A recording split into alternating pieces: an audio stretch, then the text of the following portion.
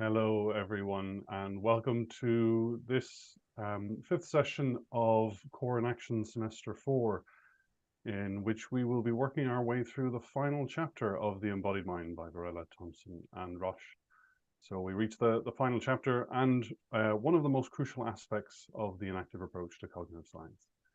The book began with a recognition of the humanity in cognitive science. At first, it was introduced as a challenge that as cognitive beings ourselves, our science reflects us, and we must be changed by it. As our science progresses, so we come to not just discover, but transform ourselves, changing the way we see ourselves and our relationship to the world. This is kind of a dizzying experience. Having, in the first three sections of the book, explored and found wanting several aspects of traditional conceptions of the mind, that we don't survive contact with scientific findings unchanged, we're left wondering how we should ground our understanding of ourselves. In the chapters of the book that we've read in our present semester, we find the positive account of the enactive approach, not by figuring out how to fix and hold a particular single understanding of life, mind, and being, but how to work with, move with, and be sensitive to life, mind, and being. To know something is not to be able to provide an exhaustive description of it, it's to be able to coordinate and collaborate with it and to participate in it. In this final chapter, what Varela Thompson and Rosh emphasize is that when what you are trying to understand is life, mind, and being, you don't get to claim that science stands outside, neutral, objective, and value-free. Rather, we are deeply and most crucially ethically immersed in our subject matter. A good science of mind can literally be a good science and requires us to cultivate our sensitivities to our subject matter accordingly. This is anathema to many scientists, though. In the first session of the last semester, I described the embodied mind as kind of low-key punk. And chapter 11, I think, makes my point. Here's a chapter that says implicitly, don't trust your institutions. We acknowledge the importance of discipline and systematicity and accountability to your subject matter that defines scientific endeavor. Well, that accountability is in much more than just the reliability of measurement technology. So we don't walk already trodden paths, but as the title of the chapter leads us to say, we are laying down a path and walking, and we can have no better fellow traveler in these steps than Roshi Joan Halifax. Roshi Joan is a Buddhist teacher, anthropologist, and author. She's co-founder of the Mind and Life Institute and founded the Ojai Foundation and the Pranya Mountain Buddhist Order, and is abbot and head teacher of the Paya Zen Center and co-founder of the Zen Peacemaker Order. She is a pioneer in end-of-life care and is well known internationally for her work in engaged Buddhism. She's an honorary research fellow at Harvard University and a distinguished visiting scholar at the Library of Congress. So it is a great pleasure and honor to welcome Roshi Joan to walk with us through chapter 11. Thank you, Merrick, so much. And it's very nice to be back with my Mind and Life European family. And I want to thank Jay and Eved and Ezekiel and the other teachers in this series for their extremely cogent elucidation of the views articulated in the Embodied Mind. And Amy, Marek, Gabor, the whole community of support that makes it possible for all of the work that you're doing. I just offer my deep thanks. So when Gabor and Amy asked me to do this talk, you know, I'm the kind of person, I'm extremely loyal to the institutions that have treated me nicely and that I've become deeply involved with over time. I just said mindlessly, sure. And I hadn't read The Embodied Mind since shortly after its publication. So needless to say, I asked Amy to kindly send me the PDF of the text so I could jump into it again. And I realized that I had made a grave error in accepting this invitation, because I'm afraid what I'm going to say is going to sound like what we call in Zen, wild fox slobber. Well, this expression is traced back to Zongfeng Mingbing, and it points to teachers who mislead their students. So I'm going to apologize in advance for whatever comes out during this last exploration of embodied mind, and also chapter 11. And I thought to begin really with one of my favorite koans. It's about the 5th century legendary Bodhidharma, who's the first Zen patriarch, and this is from the Blue Cliff Record. And just to know, Bodhidharma came from India. His teacher was probably non-binary, Prajatara. One doesn't really know. Moreover, one doesn't really know if Bodhidharma actually existed. But anyway, according to legend, he finally landed in southern China, and he built a small hermitage, calling it Coming from the West Hut. And he began to, develop a reputation for being quite a teacher. And so the emperor at that time, and this was in the 6th century, Emperor Wu, who was really a rascally and harmful fellow, but he went through some kind of transformation. He became a follower and fosterer of Buddhism, and he had various monasteries built in his kingdom and so forth. But he was a bit of a complicated person. He asked that Bodhidharma be brought to his court. And the first thing that Wu asked of him, and this is right out of, Embodied Mind, Homo economicus, Emperor Wu said, what merit for succeeding lives would I accumulate for all the good that I've done for Buddhism? So this takes us right to the section of the tragedy of the common, so to speak, section where we're looking at ethics and so forth. Well, Bodhidharma responded very curtly. He said, no merit. Then Wu asked him, what's the supreme meaning of truth? And Bodhidharma said, vast emptiness and nothing holy about it. And Wu then said, who is it that's standing in front of me? And Bodhidharma said, don't know. And he turned on his heels and he walked out of Wu's court. He crossed the Yangtze, according to legend, on a reed boat. He found his way to Shaolin Monastery. He enfolded himself in a cave behind the monastery, simply to sit, but also to wander, so to speak. Now, who knows whether, as I said, Bodhidharma was a historical figure. He's certainly an important presence in the Zen Mahayana world. And some time after Bodhidharma's light was extinguished in the physical, there were 4 principles of Bodhidharma that were articulated, presumably by him, but we don't know. But anyway, about Zen. And those principles are Zen is a separate transmission outside of the sutras. It's independent of words and writing. It points directly to the human mind and enables one to perceive one's true nature and awaken. So this is what when I talked about Fox Slobber, it's like using a lot of words today.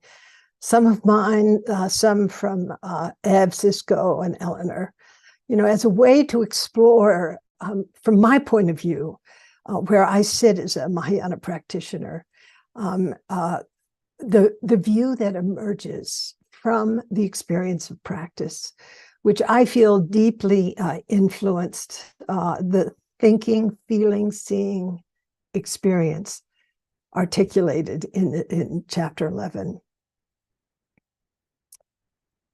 And a sort of parenthetical note, in the 13th century, so Bodhidharma was 6th century, lots of issues in China around that time or shortly thereafter.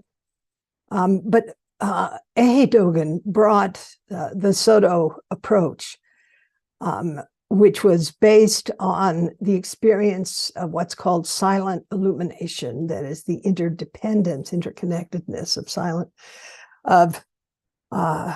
shamatha, of absolute stillness and illumination of insight.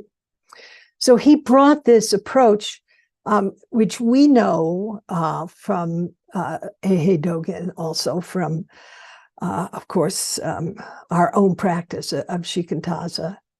And he describes the experience of zazen as non-thinking or before thinking, and without any impulse to, in fact, achieve anything, and without grasping, without clinging, without expectations. Just sit. Just sit.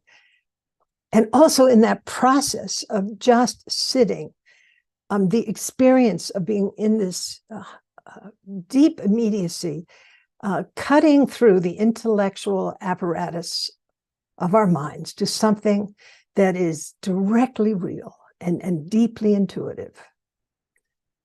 And I think that this sensibility is reflected throughout Embodied Mind, but also in the poem that Cisco translated as the kind of key, or as the kind of window through which we look. And I just want to share the poem again. It's called, as you know, Wanderer. Wanderer, the road is your footsteps, nothing else. Wanderer, there is no path. You lay down a path in walking. In walking, you lay down a path. And when turning around, you see the road you'll never step on again. Wanderer, path there is none. Only tracks in the ocean foam. So this is a theme that we will return to again and again, and in a way was the sort of maybe the sort of guiding treasure or guiding jewel for what was to unfold in this book. And in the book, Ev and Cisco Eleanor, they say, our guiding metaphor is that a path exists only in walking. And our conviction has been that as a first step, we must face the issue of groundlessness in the openness of shunyata. Well, that is quite a call to action, particularly for the world of science. Now, as you know, I was asked to reflect on this last chapter, chapter 11, and understanding that it's in part a critique of the view in cognitive science of representationalism in distinction from a presentation of the enactive approach. And it also focuses on the ethical dimensions of groundlessness, of emptiness. But I also see that the book as well is a book about realization. The realization, the actualization, the lived experience of the interdependence of the emptiness of all phenomena on the one hand, and the interconnectedness of all phenomena on the other. And this is a theme that, of course, is reflected in the Kyoto school, which was very close to Francisco and to Ev. interestingly enough, the book, this last chapter culminates in a vision of compassion, a vision that is fundamentally ethical, and the relationship between compassion and wisdom, or compassion and emptiness. So this is a sort of essential conclusion, or conclusion of essence, that one finds at the end of the book. And as I was rereading, sort of skimming the first 10 chapters, as it had been so long, and then jumped into chapter 11, I recognized that this Mahayana view is at the very heart of this chapter 11. And it's explicated by a beautiful image in the Avatamsaka Sutra, which is of the jeweled net of Indra. In this net, each jewel reflects all others, and the net itself, that web of interconnectedness, is fundamentally held by space. So throughout the book, what we have in this chapter is a vision of the inactive view, but in this chapter, it's particularly strong in relation to parallels in Buddhism, particularly the Mahayana perspective. But not only the Mahayana perspective, but also the lived experience of the Mahayana approach to practice. And this is kind of where I sit. So I think this is why I was asked to complete this series of talks as an old friend of Amy and Cisco's and friend of Ev's. And as someone who shared practice with Cisco over 20 years, and someone who's been in the weave of mind and life from its inception. But I'm not a philosopher. I'm not a scholar of Buddhism, but I have spent the past 50 years in a daily practice, mostly Zen, mostly the practice of what is called shikantaza, just sitting, deeply influenced by the silent illumination coming from the early teachers in China, or what is called choiceless awareness, also probably very close to Dzogchen.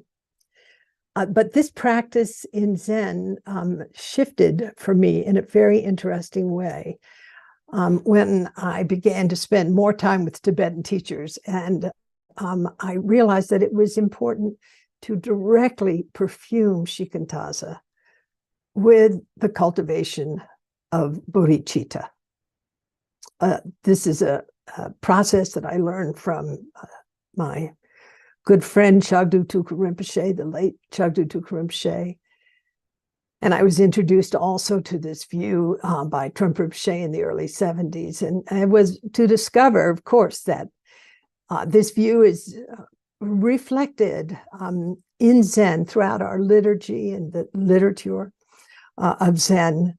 Dogen Zenji wrote in Hotsubo Daishin that the essentiality of cultivating bodhicitta, Hotsubo Daishin, in relation to the experience of practice, Hakuin Zenji as well. So in this strange, disembodied medium of Zoom, I hope to make some sense and understanding that what I'm sharing really comes from the experience of groundlessness that I have touched into as a practitioner.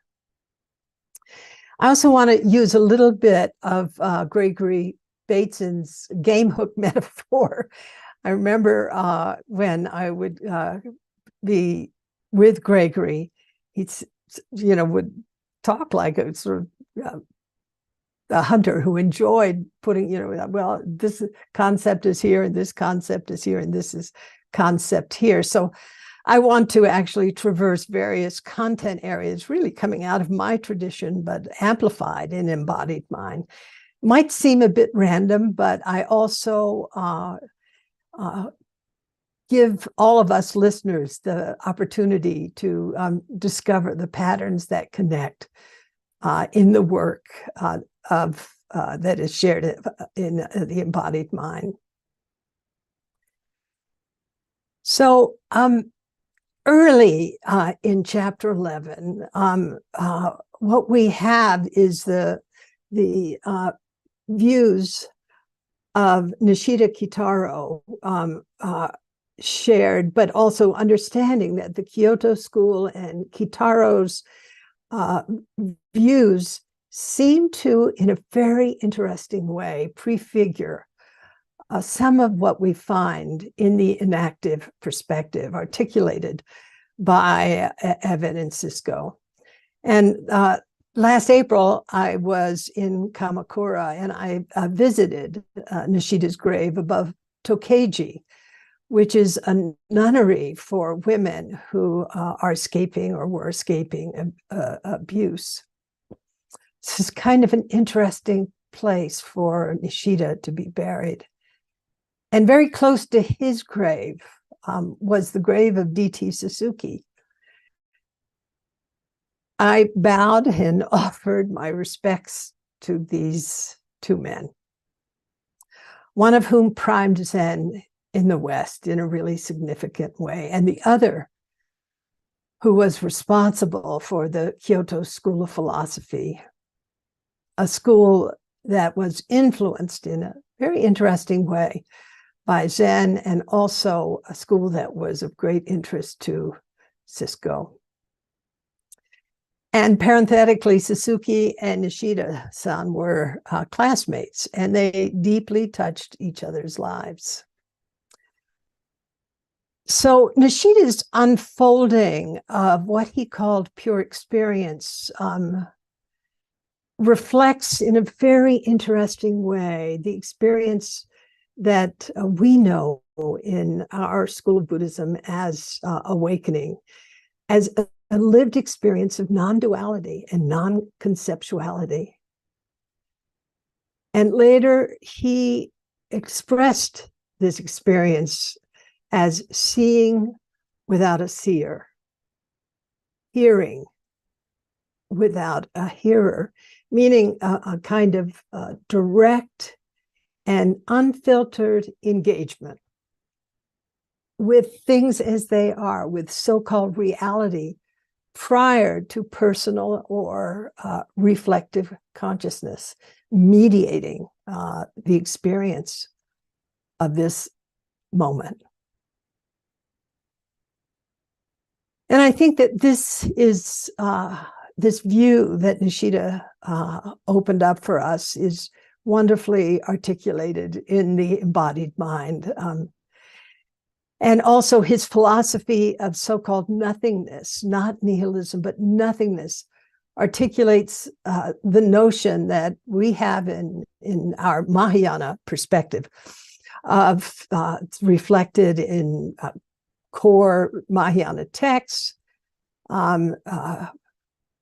the experience of nothingness as emptiness, in the Heart Sutra, and really throughout Mahayana literature, but also as through the lived experience of what it is to awaken. And also Nishida's intertwining of self and world develops this Buddhist teaching of Pratisoppada, or codependent origination. And later his student, Nishitani Keiji, wrote something beautiful. He said, all things in this world are linked together one way or the other, and not a single thing comes into being without some relationship to every other being. Now, this theme is carried forward throughout our, my own school of practice, but I really like how Roshi Shohaku Okamura puts it. He says, one meaning of the Japanese word koku is empty space as a metaphor for prajna, or wisdom, the emptiness of all beings. Since everything is connected with everything else, the reality of all beings, which is emptiness, pervades and penetrates the whole universe. So what I'd like to do is to kind of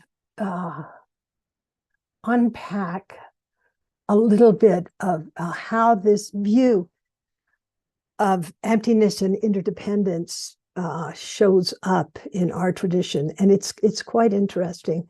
But I remember one time George Dreyfus said, you know, Christians love God, Buddhists love lists. Well, not so much in Zen, but we do have a couple of lists. And one of them is called the Go-E, or the 5 ranks. I actually prefer to call it the 5 valences.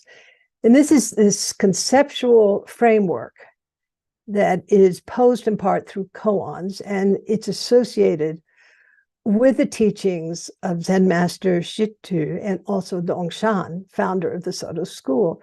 And probably this was in early China. Probably their works were influenced by the I Ching, which was based, you know, this book of divination based on the many permutations of yin and yang. And that book, the I Ching, is interesting because it explores the reality of change and using 6-line combinations of broken and unbroken lines. And Dongshan refers to this in his Song of the Jewel Mirror Samadhi that we chant every week here at Upaya. And here are just 2 lines. It's like the 6 lines of the double split hexagram. The relative and absolute integrate. Piled up, they make 3. The complete transformation makes 5. So coming out of probably this influence of this very ancient book of divination, but really it's about change. The Go-E, the 5 ranks, the so-called 5 ranks, it's interesting because it explores the dynamic relationship between the so-called absolute or ultimate reality of emptiness and the relative or the reality of the myriad interconnected forms that appear in the phenomenal world of our lived experience. And it's to also understand some scholars and practitioners don't look at these 5 ranks as sequential steps, but more like perspectives or insights into the nature of reality. And it's why I actually call them the 5 valences. The problem with the 5 ranks view is that, you know, it's like you're getting somewhere where this notion of valences, you begin to, if you will, look through different lenses at your lived experience. So those valences are very interesting. The first one is the relative within the absolute, and it describes the emergence of the relative world, the phenomenal world, from the backdrop of emptiness or of the backdrop of the absolute.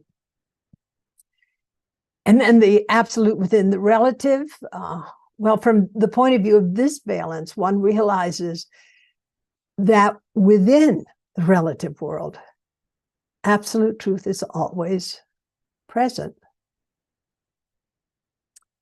And then the third valence is coming from within the absolute. And this is something that, valence that represents an immersion in the absolute where one acts and responds only from the perspective of ultimate truth, of emptiness. Now, I love the poem associated with this particular valence, the first two lines, you're in the middle of nothing. There's a road that has no dust. You're in the middle of nothing. There's a road that has no dust. So the fourth valence is arriving at mutual integration. And here, the absolute and the relative are seen as completely interpenetrating, as fundamentally inseparable. And this rank, or this valence, actually, it represents the harmonious unity of our experience of the ultimate, the absolute, of emptiness with our everyday reality. And then the fifth valence is unity attained, and it signifies the full integration and harmonious functioning of the relative and the absolute. And it is this valence where the distinction between awakening and delusion, between the sacred and mundane, or the pairs of opposites, all of those polarities cease to exist. So I shared this view with you. It's quite interesting. In our school, for the process of Dharma transmission, one has to actually open up this treasure house of the relationship between the relative and absolute. And through coming to see directly the relationship and interplay of these two dimensions of experience, one has the possibility of engaging particularity, interconnectedness, and precarity in our lived experience of the phenomenal world, where one doesn't lose the sense of the ultimate emptiness of all phenomena, nor is this experience taking us away from, but actually opening up warmth, something that, an ease, something that is reflected really strongly in this final chapter, particularly the second section of the final chapter. And in Embodied Mind, the authors say, as the student goes on, however, and his mind, their mind, relaxes further into awareness, a sense of warmth and inclusiveness dawns. So I want to just underline inclusiveness. The full realization of groundlessness, shunyata, cannot occur if there is no warmth. For this reason, in the Mahayana tradition, which we have so far presented as being centrally concerned with groundlessness as shunyata, there is an equally central and complementary concern with compassion. So I feel very inspired that, the authors, our good friends, actually landed on this territory, in this landscape of the relationship between wisdom and compassion, as this book concludes.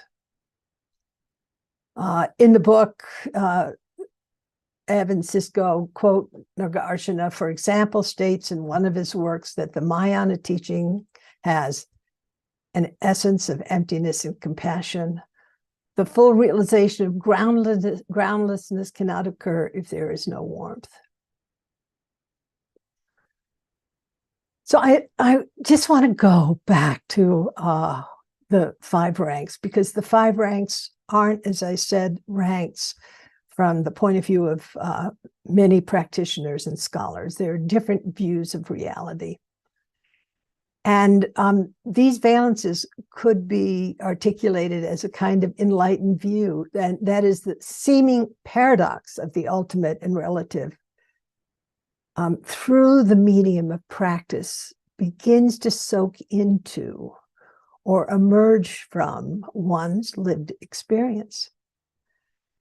And we know that conventionally, we view phenomena as distinct, but in the medium of practice, what our authors were calling mindfulness awareness, we see phenomena are interconnected, much as Thich Nhat Hanh has created the term interbeing to exemplify this. So this perspective, of course, was known particularly to Nishitani. He directly experienced himself the practice of shikantaza as a practice that is fundamentally decentered, a practice that moves away from self-focus, and also a practice that opens but includes the world as it is moment after moment.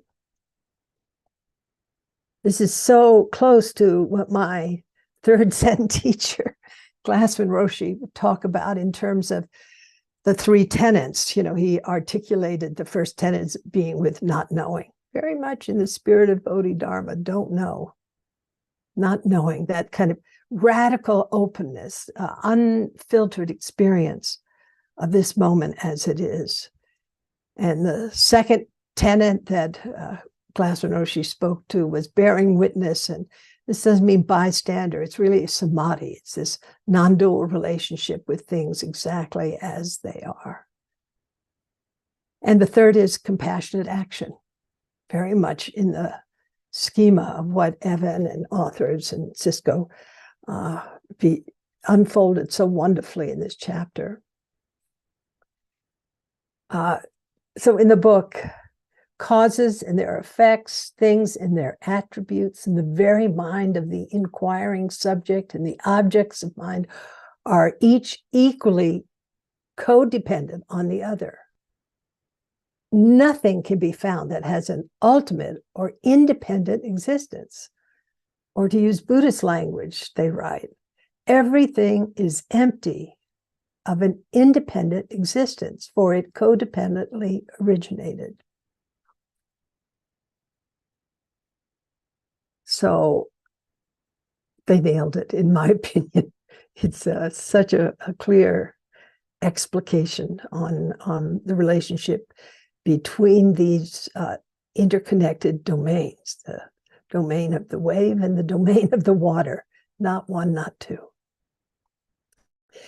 So I want to share some further perspectives on Zen practice that I feel relate to the enactive approach, and including this view just shared by me about the relationship between emptiness and codependent arising. But I'm going to invite us, it's been 40 minutes, let's just take a breath.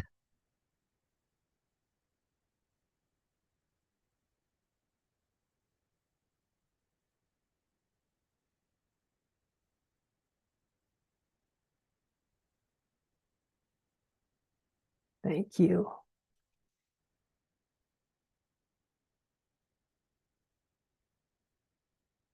So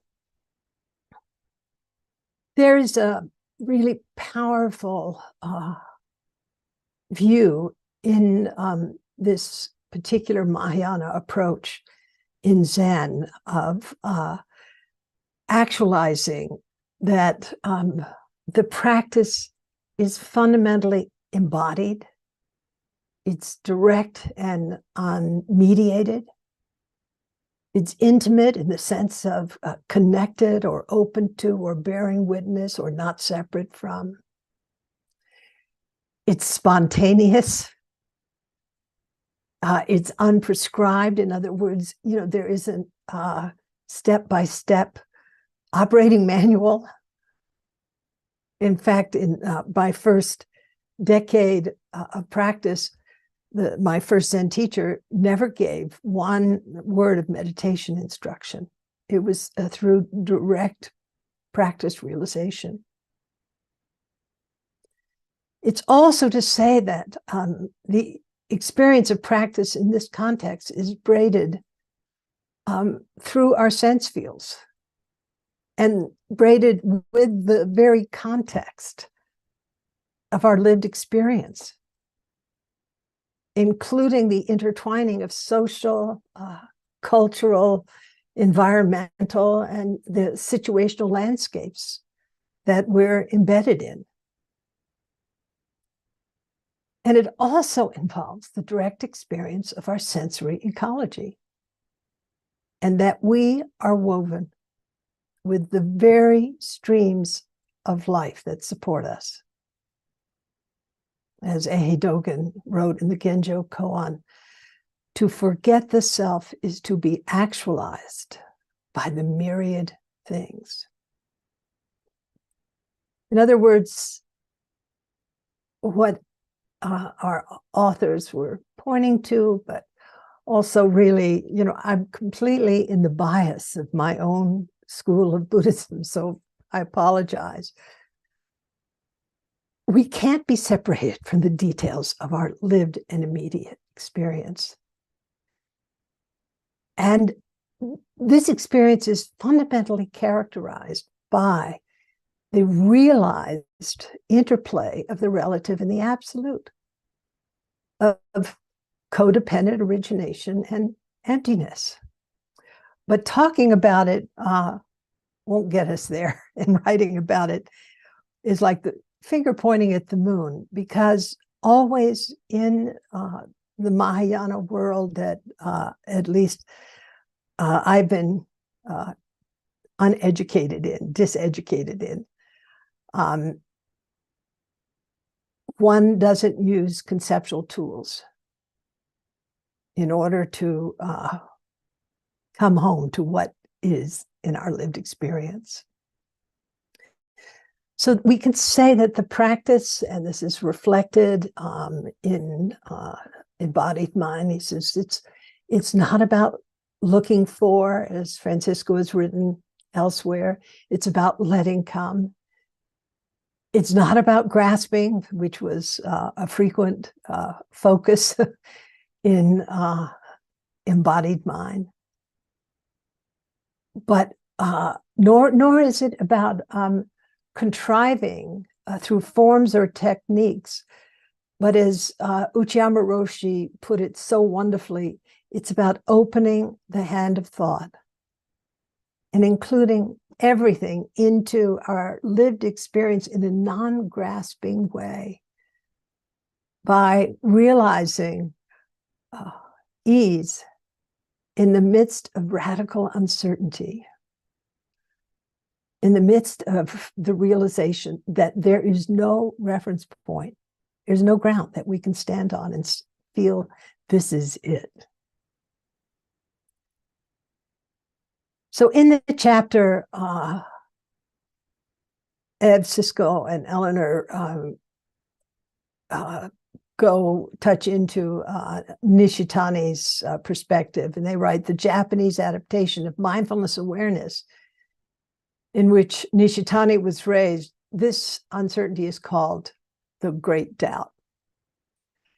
And this doubt's not about any particular matter, they write, but is rather the basic uncertainty that arises from the disclosure of groundlessness. Great doubt points to the impermanence of existence itself, and so marks an existential transformation within human experience. It's not small doubt. We're not talking about the small doubt of nihilism, the skepticism, the desolation, the futility. I've come to call this realizing the truth of radical uncertainty, and how that realization has a profound impact on our notion of the small self. And I think what Nishitani was referencing here is an attitude of utter fearlessness. When one faces this moment without any security, ground, free of reference points. And as Nishitani was well aware, Zen is not focused on practices that are antidotes to afflictive states or borrowed consciousness associated with visualizations that actually nurture a state of mind. It's the practice is about being radically open to things just as they are, not grasping, dropping into the sense of ease in relation to uncertainty and to groundlessness, and letting great doubt and openness or not knowing deconstruct one's ego and one's version of reality. So let's just take a breath.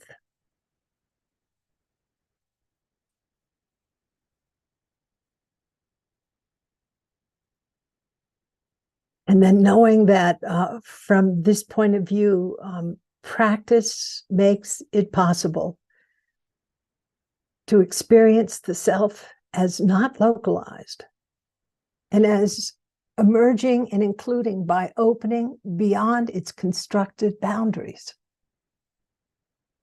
And in that experience to feel complete as we open to this flow of time and being, impermanence and emptiness. So I thought another koan would be fun.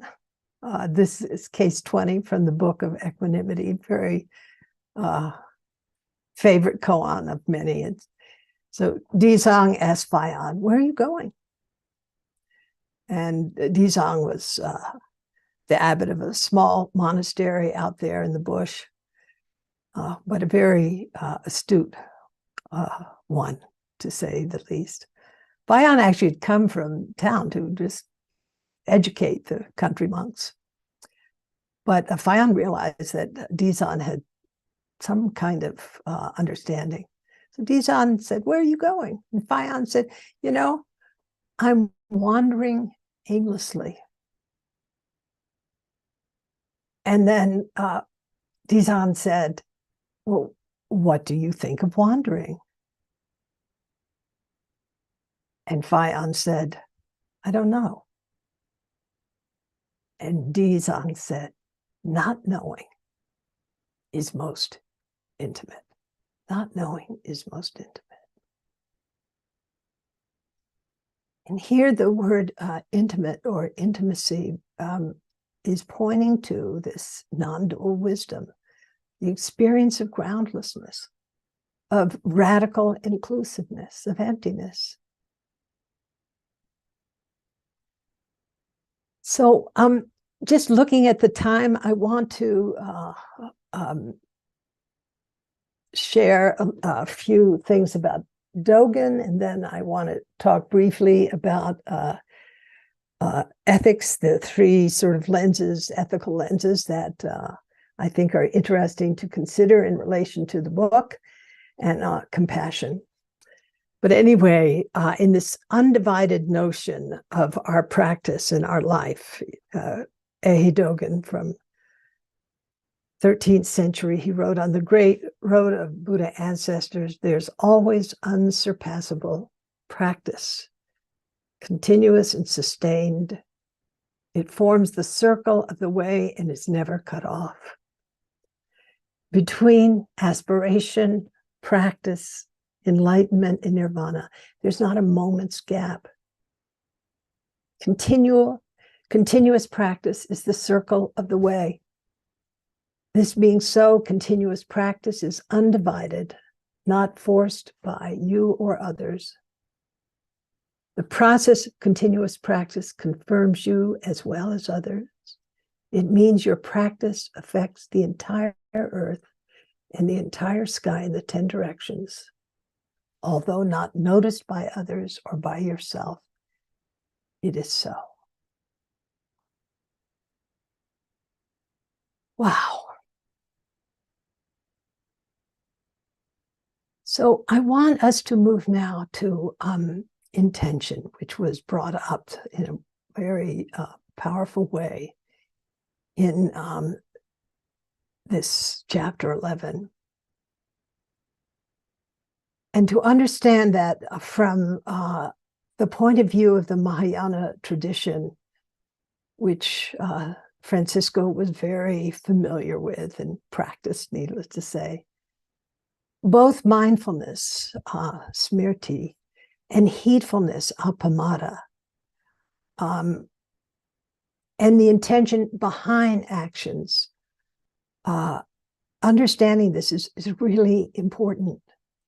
And it's quite aligned with the enactive approach on intentionality.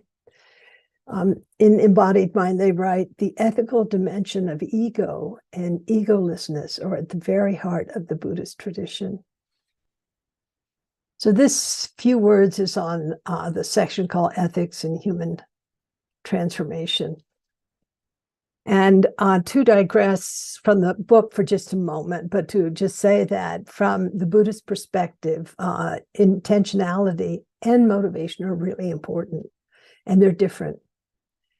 But intention has basically three different aspects. One is intention that is self-interested, egotistic, and fundamentally transactional. This goes right into the section of the book where they're talking about the tragedy of the commons. Then there's intention that's altruistic, and that's deeply oriented toward genuinely benefiting others. And then there's non-dualistic intention. That's intention that's fundamentally unconditional and non-dual, with no distinction between self and other. It's non-transactional, it's groundless, and of course, no attachment to outcome. Now, from the Buddhist perspective, intention is fundamentally a mental factor that is directional and deliberate, and it keeps one moving in the direction one wants to go. But motivation is another question, and it might not be fully in our awareness. So it's important, and this goes back to the allegory of the tragedy of the commons. It's to understand that a good intention can actually be driven by an unconscious, ego-based, totally self-interested motivation. What is called in Embodied Mind grasping, and it's reflected in this allegory of the tragedy of the commons. And the authors have written, he says, we believe that the view of the self as an economic man, which is the view the social sciences hold, is quite consonant with the unexamined view of our own motivation that we hold as ordinary, non-mindful people. And then, of course, they go on with this, sharing of the allegory of, everybody grazing their sheep on the commons and depleting the commons of any vitality. And our authors write, what does the mindfulness awareness tradition of inactive cognitive science have to contribute to this portrait of self-interest?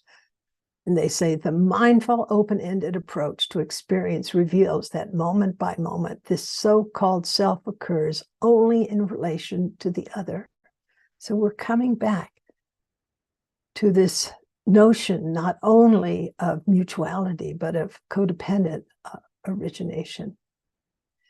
And from the point of view of Zen, this is why intention and vows and ethics are so important in the Mahayana school. And in Zen, we often use this wonderful term, living by vow, living by vow. And sometimes the word Zen and precepts is even used synonymously, because precepts are the manifestation of what it is to be Buddha. It's What would the Buddha do? Well, it's right there in the precepts. And Zen practice is, and from Dogen's perspective, the embodied realization of being Buddha. Being Buddha is living by vow. But also, if I think about the Denkaroku, the first case of Buddha's awakening, where Buddha exclaimed upon seeing the morning star, "I and all beings simultaneously realize the way." Again, this sense of deep embeddedness in the context of where we are. And in this view in Zen, in our school, and it's reflected very much in the ethics perspective that is articulated in Embodied Mind, there are basically three valences of the precepts. And just a parenthetical note, in the process of Dharma transmission, one has to actually unpack these three valences through koans. It's very interesting. It's one of the last things that one does in the process of Dharma transmission. But these three valences include, if you will, the Theravada view, which is the precepts or living by vow. The precepts are a moral code, and they're fundamentally a guardian of our own mind and a guardian of society and of the world. And the approach is quite literal. You don't break those rules. That Buddha would not have broken those rules. The second valence is subjective, and it's really the Mahayana view, which is this experience of the natural, spontaneous expression of compassion that's completely context dependent. No rules. And then the third valence is the intrinsic perspective, and that's the Buddhayana view, which is that of emptiness. There's only one body, one life, devoid of all the trace of particularities, but never the same from one moment to the next. It's this groundless, spontaneous view of emptiness. Now, interestingly, the Buddhayana view is a expression of our true nature. And it's the most difficult and most hazardous to realize. Whereas from the point of view, of course, of the Theravadan perspective, keeping the rules is something that's much more comfortable. So from the intrinsic perspective, there's no way to violate the precepts. And from the literal perspective, there's no way not to violate the precepts. I want to read something from Embodied Mind, where they say Nishitani follows the pragmatic intention of mindfulness awareness by emphasizing the existential role that this disclosure plays, the realization that we do not stand on solid ground. That's the Buddhayana perspective, the intrinsic, that things incessantly arise and pass away from our being able to pin them down to a stable, objective, or subjective ground. This affects our life and being. Within this existential context, we can be said to realize groundlessness, not only in the sense of understanding, but also in the sense of actualization. So actualization, just briefly, here we're speaking about compassion. In Embodied Mind, if planetary thinking requires that we embody the realization of groundlessness in a scientific culture, planetary building requires the embodiment of concern for the other with whom we enact a world. And of course, planetary thinking and planetary building, this reminds me very much of our good friend William Irwin Thompson and his incredible insight into this exact perspective. And in Embodied Mind, our authors write in the Mahayana tradition, which we've so far presented as being centrally concerned with groundlessness as shunyata, there's an equally central and complementary concern with groundlessness as compassion. Thus, shunyata, the loss of a fixed reference point or ground in either self, other, or a relationship between them, is said to be inseparable from compassion, like two sides of a coin or two wings of a bird. This goes back very beautifully to the five valences that I shared earlier.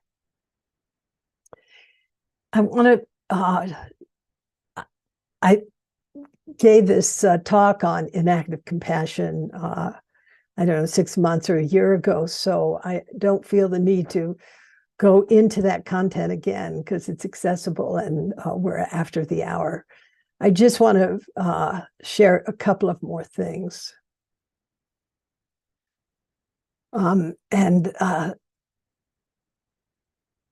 Francisco, another characteristic of the spontaneous compassion that does not arise out of the volitional action of habitual patterns is that it follows no rules. It's not derived from an axiomatic ethical system, nor even from pragmatic moral injunctions. It's completely responsive to the needs of the particular situation. And Yasutani Roshi has a way of saying it's the compassion of the undifferentiated body of no cause comes burning forth. So we begin to understand that compassion is actually spontaneous, it's unprescribed, it is emergent, it's unpredictable, it's groundless. It's not a feeling or discrete internal feature.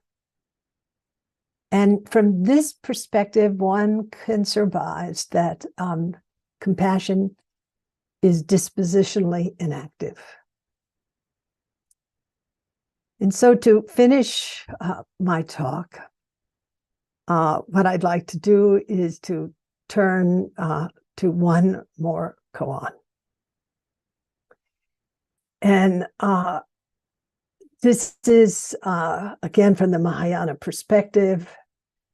And it's a koan from the Manashobu Genzo. It's case 105. And it's, again, one that's very familiar to Zen practitioners. And it's an interesting koan for me because it's a reflection on embodiment and cognition.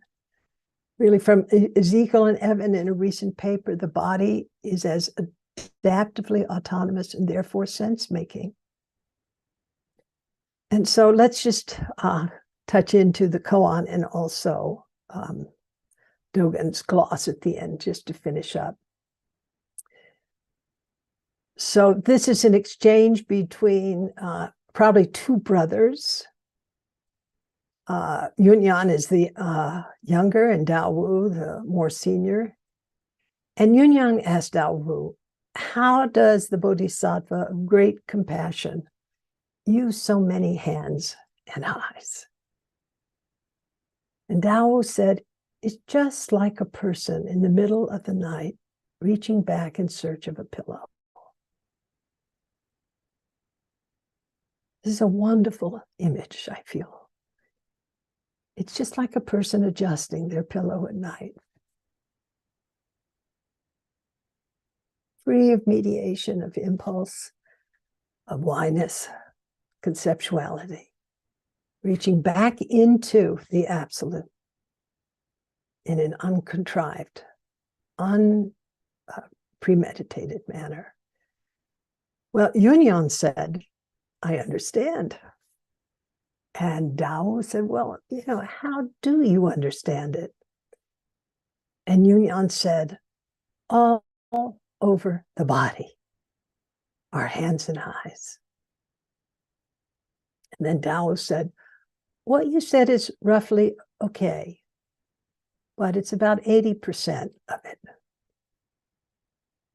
And Yunyan said, Senior brother, how do you understand it? And Dao said, throughout the body are hands and eyes. Throughout the body are hands and eyes. Then Dogen's commentary. If your whole body were an eye, you still wouldn't be able to see it. If your whole body were an ear, you still wouldn't be able to hear it. If your whole body were a mouth, you still wouldn't be able to speak of it. If your whole body were mind, you still wouldn't be able to perceive it. Because the activity of the Bodhisattva of great compassion is her whole body and mind itself. It is not limited to any notions or ideas of self or other. And then Dogen says, bringing it up in the first place is 1,000 miles from the truth. Answering the question only serves to compound the error. Don't you see? Avalokiteshvara Bodhisattva has never understood what compassion is. So thank you so much for giving me the opportunity to ramble through Embodied Mind and Zen and a couple of koans. Thank you very much for those meanderings, if you'll forgive the term, just those explorations and touchings on the wealth of sort of history and thought and literature that informed the discussion in chapter 11 there of the Embodied Mind. So as regards our session, it's 9 minutes past the hour where I am. So I wonder, we might take, I guess, we could take 6 minutes, go to quarter past the hour, and take a few moments for comfort and hydration and whatever is necessary. And then we'll return and we'll have some questions. So we've one question from Mariki in the chat there to get started, and we'll have other questions then straight up. Hamden, do you need to ask your question now before we take a break, or is there something for when we come back? Sorry, I can wait. It's fine. Perfect. Yeah. So great. So we'll come back then in 5 minutes, quarter past the hour, and we'll have our discussion then.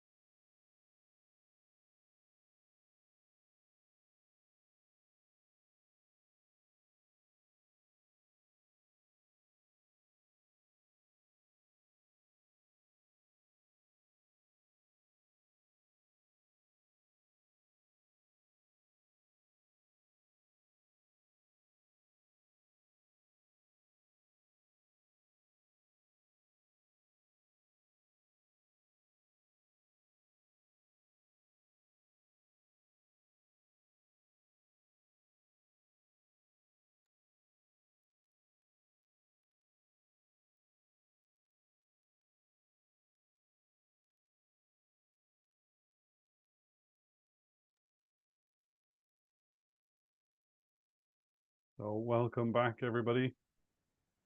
I'll give people a minute to come back in.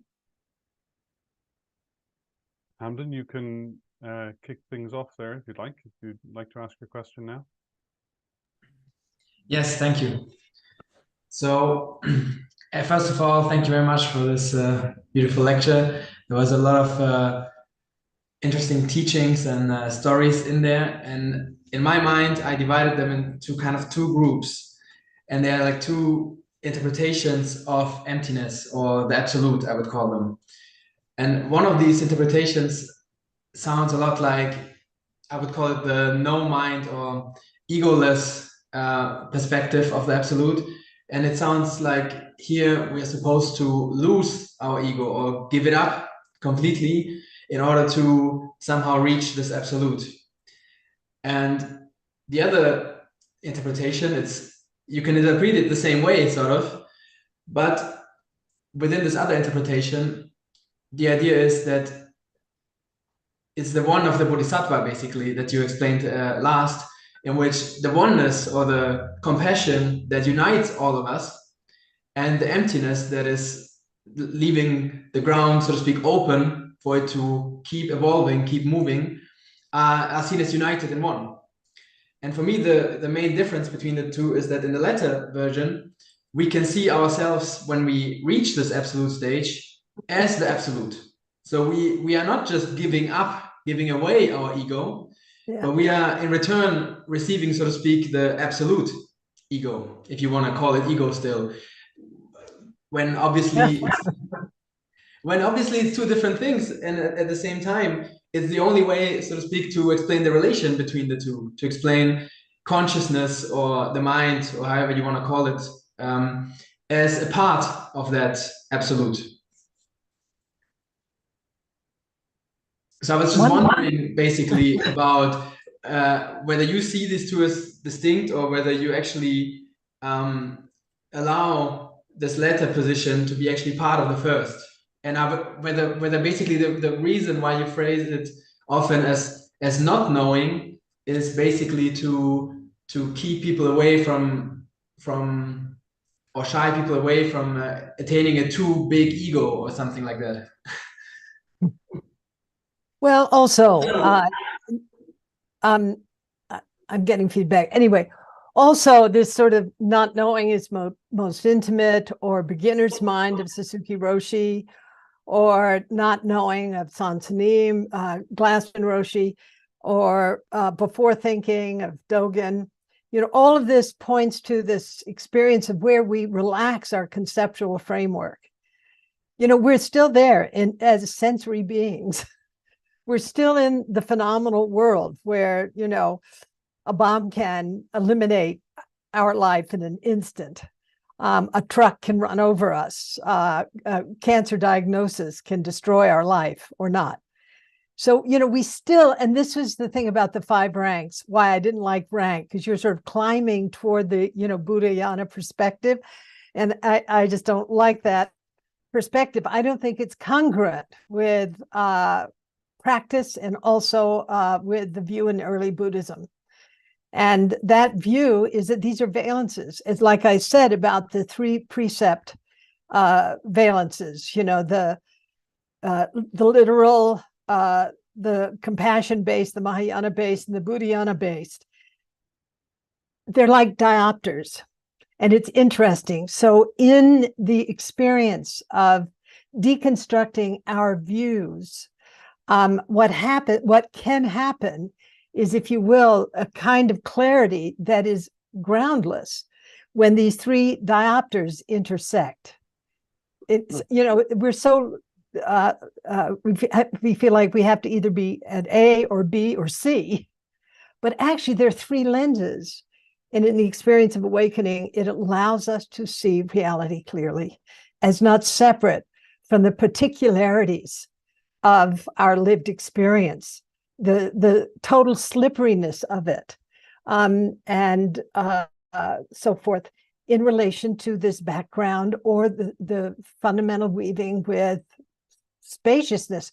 You know, in one thing I want to mention that's kind of naughty, I mean, it won't be naughty to you, but anyway, I work often with a translator called Kazuaki Tanahashi. He's a Dogen scholar. He's translated almost all of Dogen, if not all. He's also a great calligrapher, and he's also a social activist. He's 90 years young. And one day he got hold of me. I was in Switzerland teaching, actually at Felsentor, and he was in Germany teaching. So I have to come see you. And he came and he said, I've been working on the translation of the Heart Sutra. And he showed me the rough translation, and he had changed the term shunyata to, instead of emptiness, to boundlessness. And that was a very radical thing. I sit with dying people and I chant that sutra for the dying. But every time I come to emptiness, it's like, eek. And I said to Kaz, that's a radical shift out of what we, the term emptiness. It's all over embodied mind. It's all over Mahayana Buddhism. And he looked at me, this elder Japanese, he said, I think I've sensed into what is meant by shunyata. And it's interesting because boundlessness portrays, or is the experience of a mind that's completely heart-body, coextensive with all beings and things, but is completely characterized by space. Just like the net of Indra, there'd be no net without the space between the linkages. And also, the space is completely not separate from the boundlessness of codependent origination.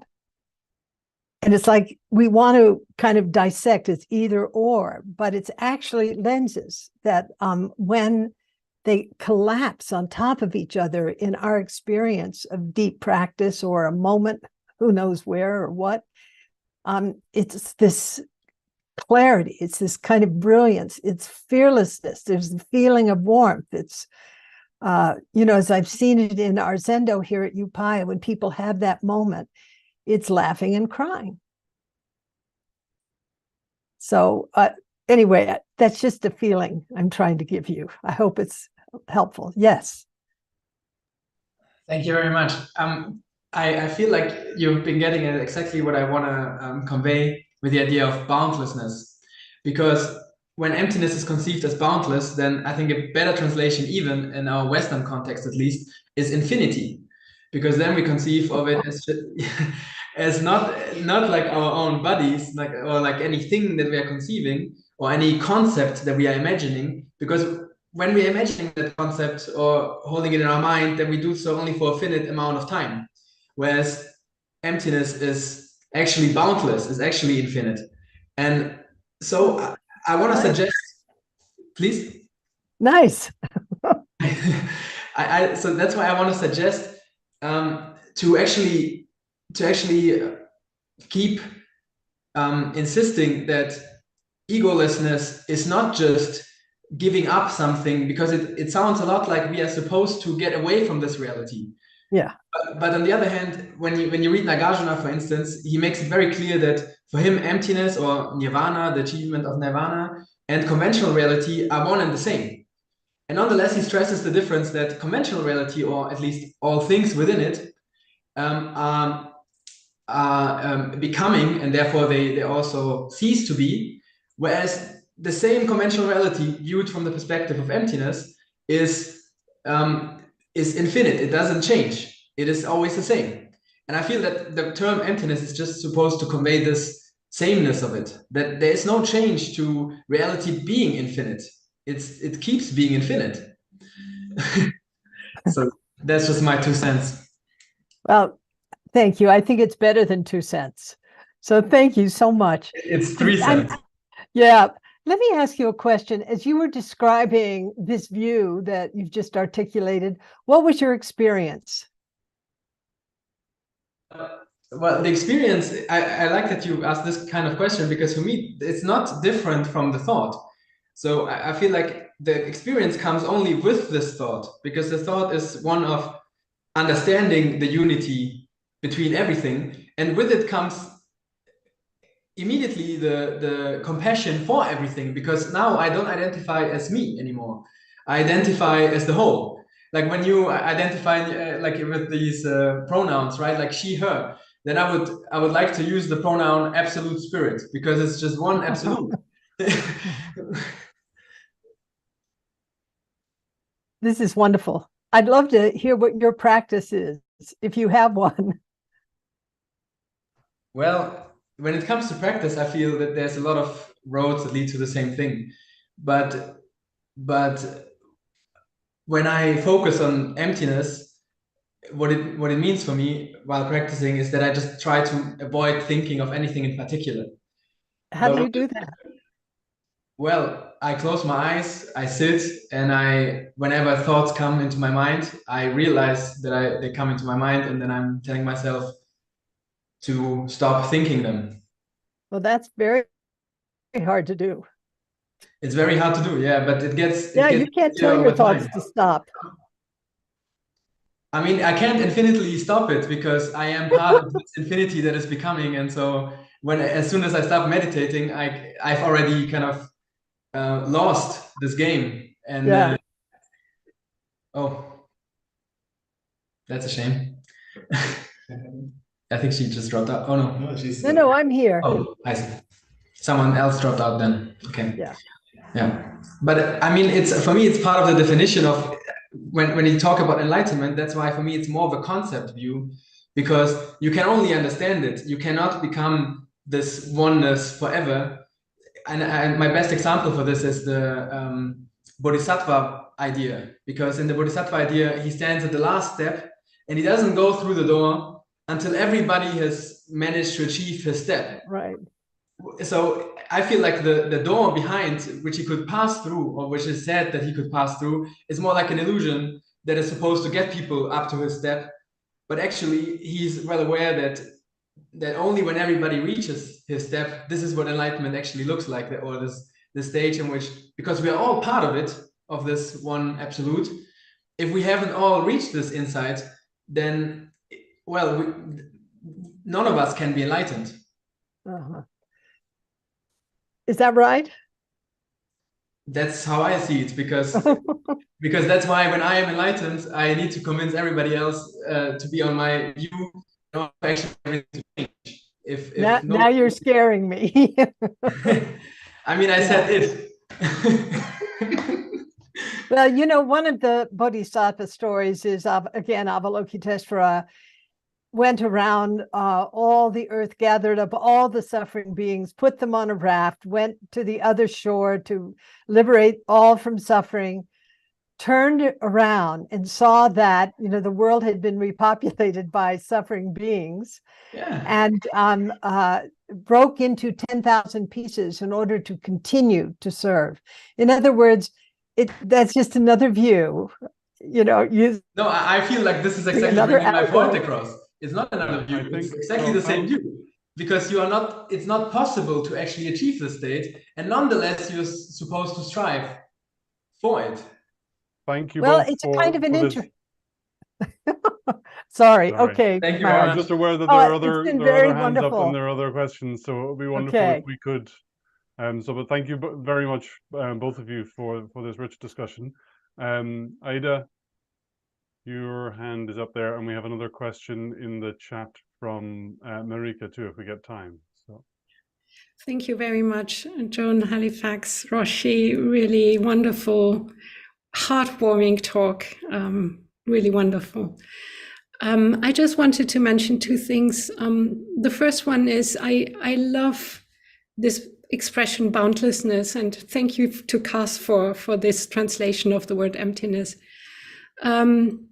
The word metta is often translated as, or usually translated as, loving kindness, which I, coming from a non-native English speaking background, find quite appalling, actually. And I like John Peacock's translation as boundless friendliness. Yeah. And there we have the word boundless, and I really appreciate this translation, metta as boundless friendliness. And the second thing goes back to what Hamdin also mentioned. There are so many doors to the same room. And many of them might not be Buddhist at all. And I think especially when you look at people who care for the dying, maybe especially for the dying, you find people who have an immense, wide and open heart. And they wouldn't talk about enlightenment or awakening, but they are, in my experience at least. I see them in this way. And yeah, that was only my comment. But maybe you want to comment on that too, on the many ways. Thank you. Thank you so much. And I think that your point is really important. First of all, that I think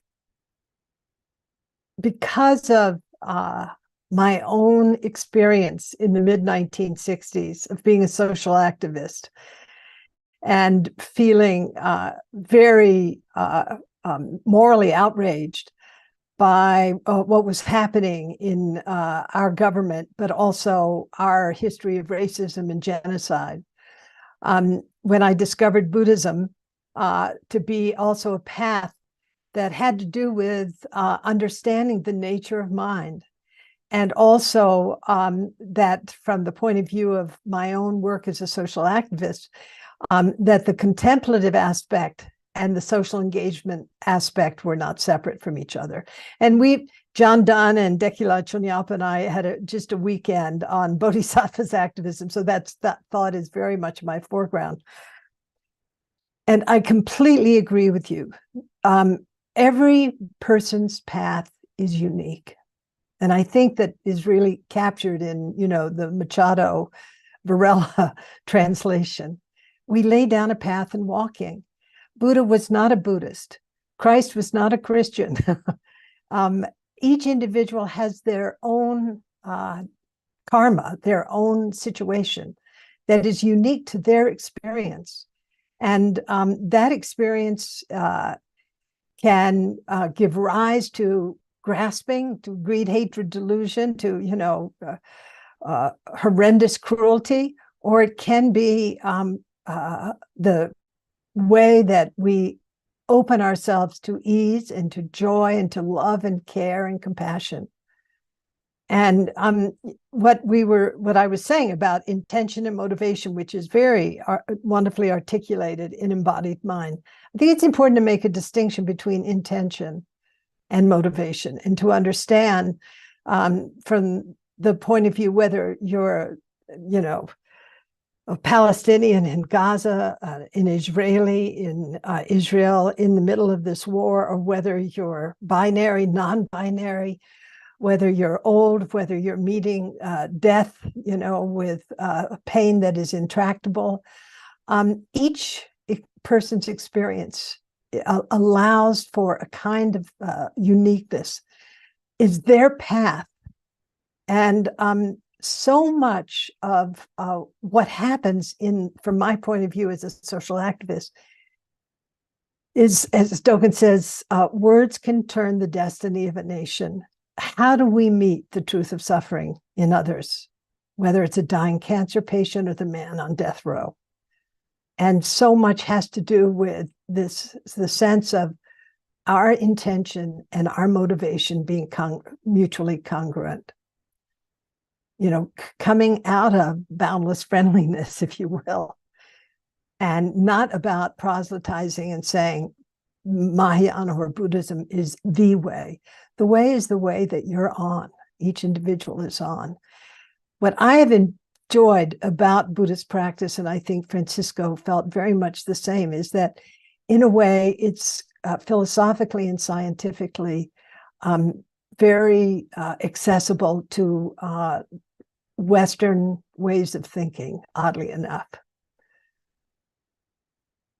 But it's not the path. There are as many paths as there are beings. Thank you.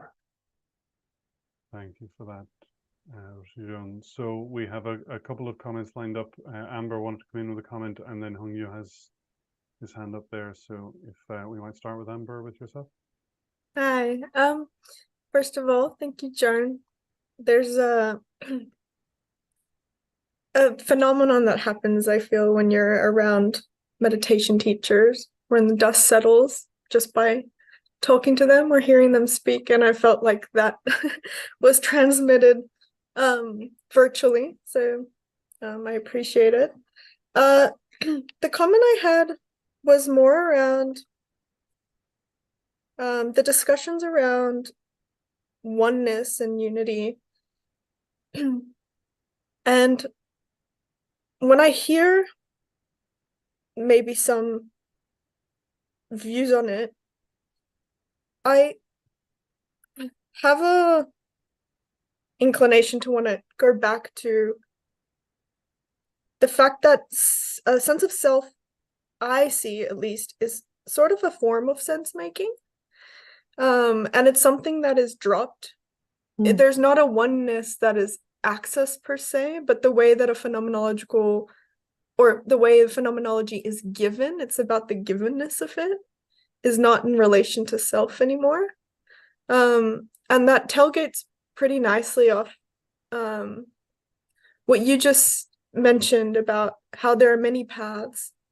And I'm finding, as I read and as I practice, that it's not a trying to achieve the oneness, but it's a allowing and it's a being comfortable with the uncertainty. So, which is the same side of another side of the coin of dropping self-referent sense making, right? To any experience. And so I suppose I just wanted to bring that up because I hear about, trying to achieve the oneness and the unity, but I suppose it's just about allowing groundlessness, no? So I think this is such a wonderful question. And it comes back for me again and again to this capacity to understand that wave and water in a certain way are inseparable. Particle and wave are inseparable. It all depends on where you're standing, so to speak, what your point of view is. But you can't separate wave from water. And yet there's the particularity of waveness. And then there's the waterness of things. And so often we want to move to, it's either this or it's that. And this is, again, why for me the 5 ranks are kind of, the 5 valences is interesting, because it gives you the opportunity to actually understand there are 5 ways to look at reality that have been articulated in ancient China. Actually, they make a lot of sense. If you identify with one, then you lose. If you identify with the ultimate, you lose the particularity. So, it's that. And that's why I don't call it ranks, because I'm not comfortable with climbing the ladder to the Buddhayana perspective. I think that the interdependence of wisdom and compassion, or of emptiness and skillful means, is what, we're to not say they're even interdependent, but 2 sides of the same coin. Thank you. I hope that was helpful. It was helpful and it was beautiful. Oh, thank you. The 2 best things. So we, Hung Yu, well, you have your hand up there, and then we'll have a question that Marika put in the chat from earlier as well. So hopefully we'll get time to do both. Thank you for the talk. I have just trying to connect the dot between radical openness and groundlessness with warmth and compassion. So I'm thinking, like, why can it not be the case that someone has this sort of non-dual awareness, but acts in a way that is nothing like ethical, like lying or stealing or murdering people, why can that not be the case? Like you have a genuine non-dual intention, but that is nevertheless directed in a negative way. Yeah. So I love that you asked that question. And it takes me back to the importance, from my point of view, of not identifying with one aspect or another of those three dimensions of the precepts. In other words, the first dimension, the sort of Theravadan, keep the rule, protect the mind, protect society, the sort of literal aspect. The context-dependent compassion valence, and then the Buddhayana, which is I don't break any precept. It's all emptiness. And that's why I keep saying you have to bring these three diopters together in your lived experience, discovering through practice that identifying with one or another has deficits that are often not acknowledged, and worse, not seen by those who engage, for example, in the emptiness approach. Nothing matters. It's a kind of nihilistic perspective. So integrate the three would be my response. I wanted to ask a follow-up, if possible, because why can't it be the case that the person is trying to balance different constraints, but the person is just simply coupled to the world, and it doesn't have to be nihilistic. Like, why can't it be like a sort of flow experience in the world that is just sort of unethical? Like, why would it be the case that there is say a drive to eliminate suffering for other people and have a sense of warmth with this kind of even taking into account different constraints? So maybe, I don't know if I understand your question, but one thought came up to me, and that is flow from the point of view of Csikszentmihalyi has been described often by my students who have been in the military and who engage in acts that are really harmful. And they're suffering from post-traumatic stress syndrome. They're in very fragile states. But when they speak about their experience in the military, in combat, they're in flow, they're high off it. So flow doesn't necessarily entail the experience of flow, as Csikszentmihalyi described, the experience of fundamental non-separateness for all beings and things. That comes out more, I actually love this work of Shantideva in this regard. And that Shantideva describes, if you step on a thorn, your right hand immediately goes to your foot to remove the thorn. It doesn't say, I'm going to do this so I get a bodhisattva button. In other words, the intention is not prescriptive. It is a spontaneous act to alleviate suffering within the one body of experience. So Shantideva uses that image to illustrate that. So there's another part of what you're talking about that's interesting, and it has to do with the kind of work I've done in prisons and with dying people and so on, and that is empathy. One can over-identify. In other words, you exclude the experience of another into your subjectivity or your intersubjectivity in a way that actually causes you harm, because you don't have as the ground experience groundlessness.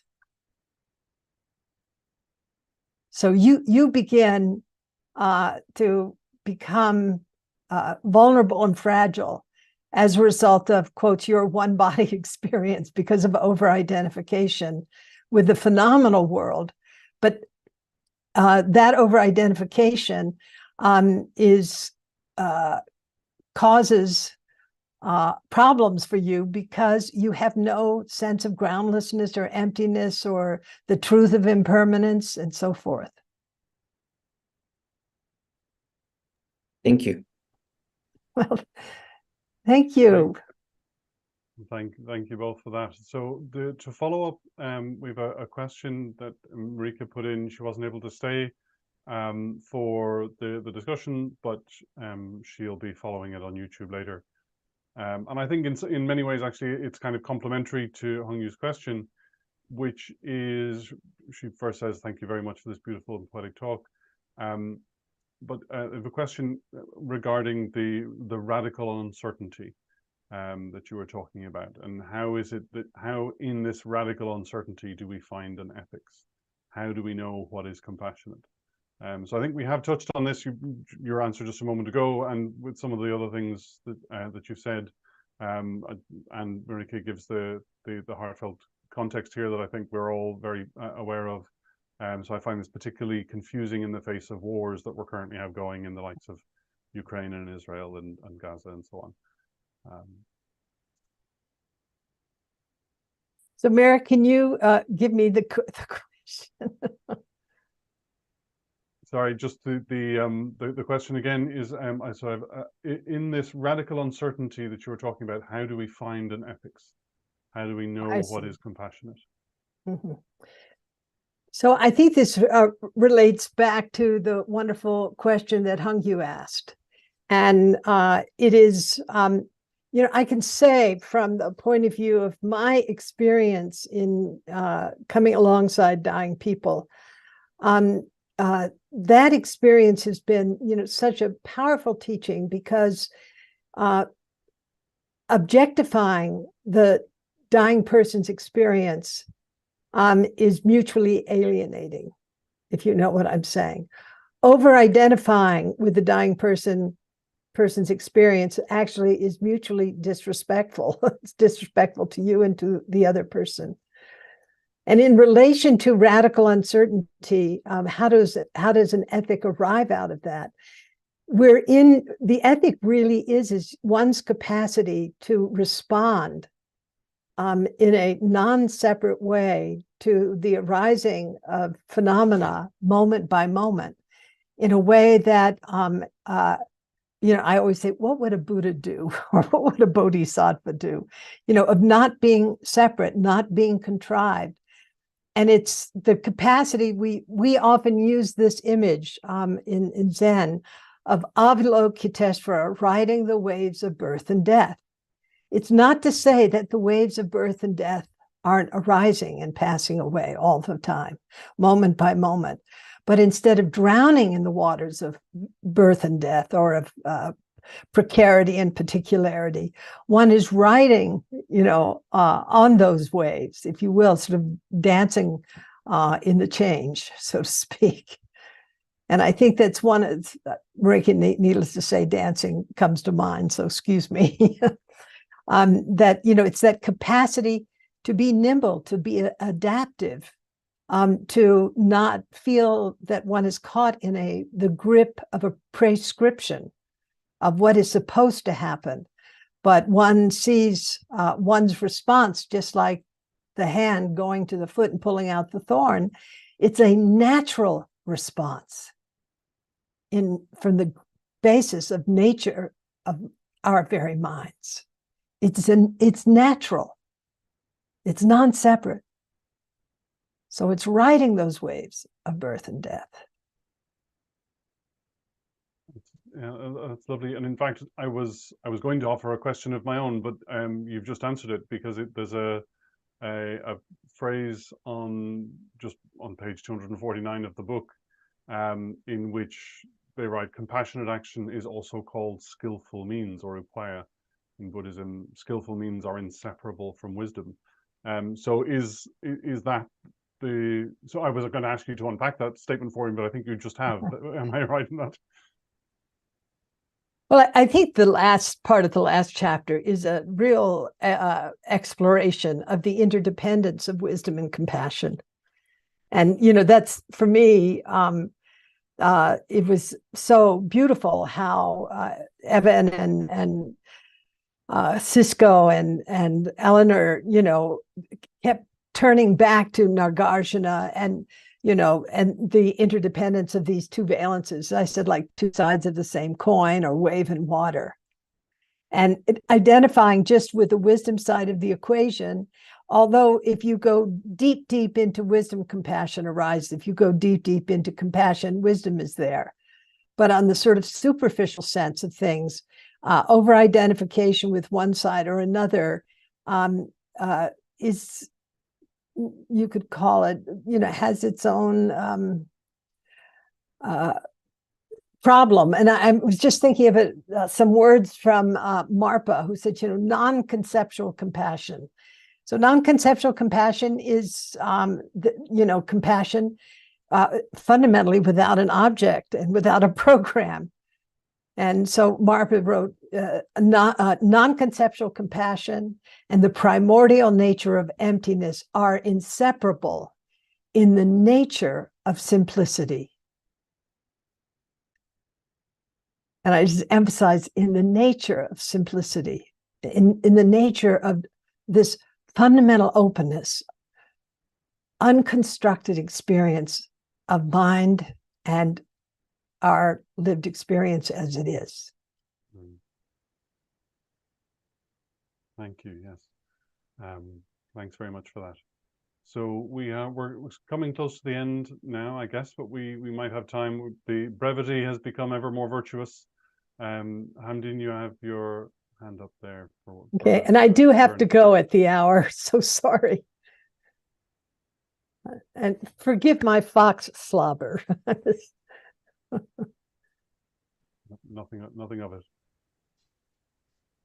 I was just gonna comment also on this conversation about how do we actually know how to ethically act, because I think it's exactly how you just said. There is a relation, or actually they are the same skillful means and the insight, right? Like they are non-dual. The insight of emptiness or non-dualism and the skillful means that are supposed to give us tools to actually act ethically are one and the same. And so why can we not break the precepts, for instance, or why can we not just kill when we are thinking non-dually? Because when we are thinking non-dually, what that simply means is that we are not separate from the rest of the world. So we are not the subject that is distinct from reality as this objective world. We see ourselves as the same, as one and the same as this objective reality. And once we do that, why would we hurt ourselves? It's like saying, why don't we just jump off the bridge without any cause? In the same way, we would not hurt anybody because we see them as part of ourselves. Because now we have this extended ego, I would call it, or this absolute ego, I would actually call it, that allows us to have a broad perspective of ourselves. Wonderful. Thank you so much. I just one little story, and that was years ago. I was at a big retreat. Thich Nhat Hanh was there, and it was right after this horrible event in Los Angeles where Rodney King, who was a Black man, was dragged out of his car and viciously beaten by police from the Los Angeles Police Department. And it was all caught on video. In a way, it was one of the first videos of this kind that we had ever seen. It was so shocking, so violent.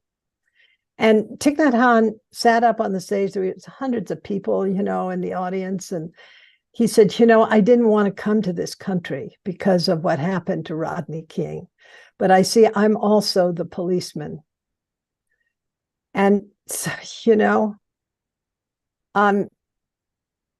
one of the things about being the policeman from the point of view of what we're exploring is it's the capacity of the wise, compassionate being to perceive that the policeman also, that state of mind is also suffering.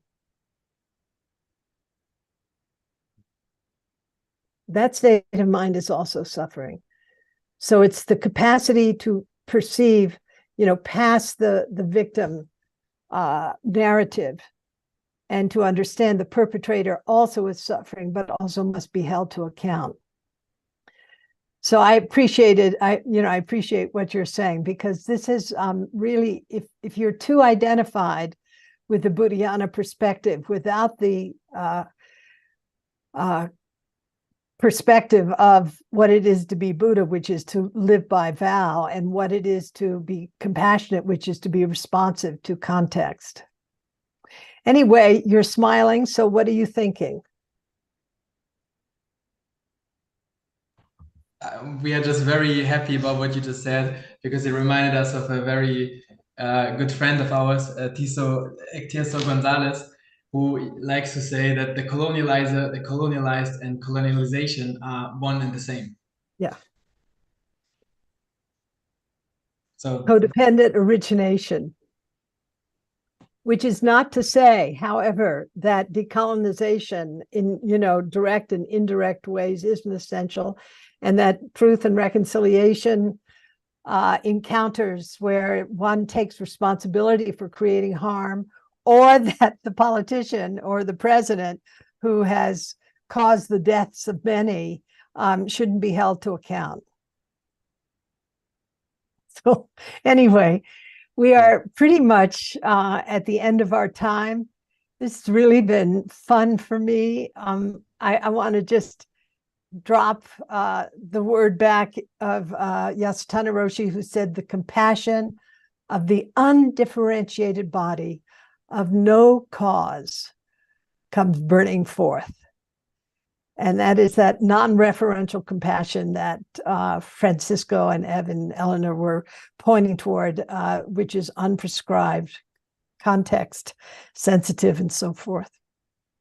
So may we, in the midst of the 32 wars being waged on our planet, and the war on our environment through the huge corporate interests, driving the extraction capitalist mentality, at least in your lifetime, probably not mine, but anyway, it'd be nice if it were mine.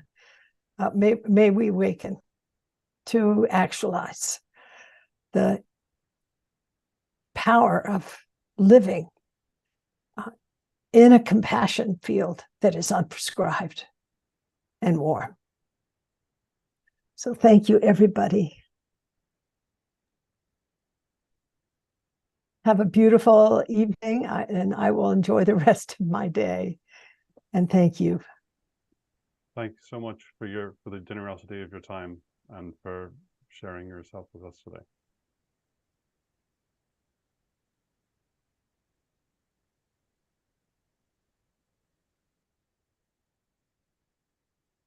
Thank you, Roshi. Thank you indeed.